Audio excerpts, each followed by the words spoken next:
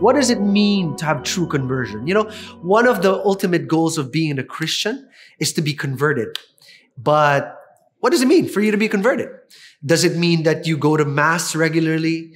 Does it mean that you should be praying the rosary every evening? Does it mean that you need to know all the names of the saints and that you're praying to them all the time? Here's what I believe. True conversion comes from having a true connection with God. You know, your outer life is supposed to be just a reflection. It's supposed to be just a mirror of what your inner life already looks like. You know, you're not putting up a face. You're not putting a mask.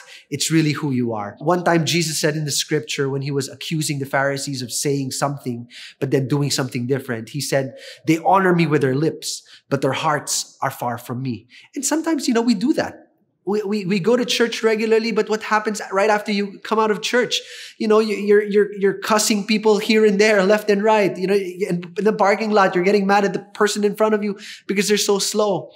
I remember one time many years ago, I was already a servant in our community, and I was already a worship leader.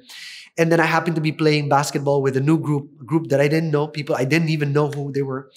And I used to play basketball very loud. I would cuss here and there. You know, I'm very passionate about the game. But then after the game, one guy approaches me, didn't know who he was. And then he comes up to me and says, I know you from somewhere. Aren't you the guy who leads worship at the feast? And I was shocked. I was convicted right then and there. I realized that I was saying stuff on stage, how to love God. But off stage, I didn't know that I was preaching something different.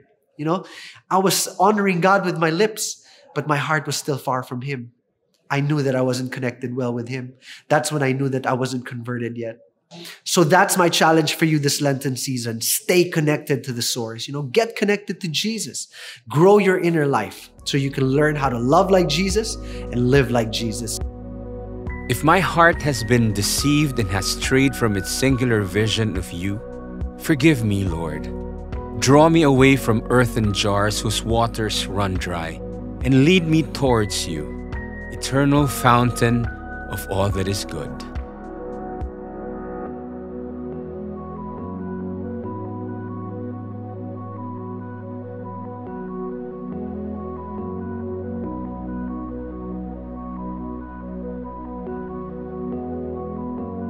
To experience more of God's love, join a feast near you.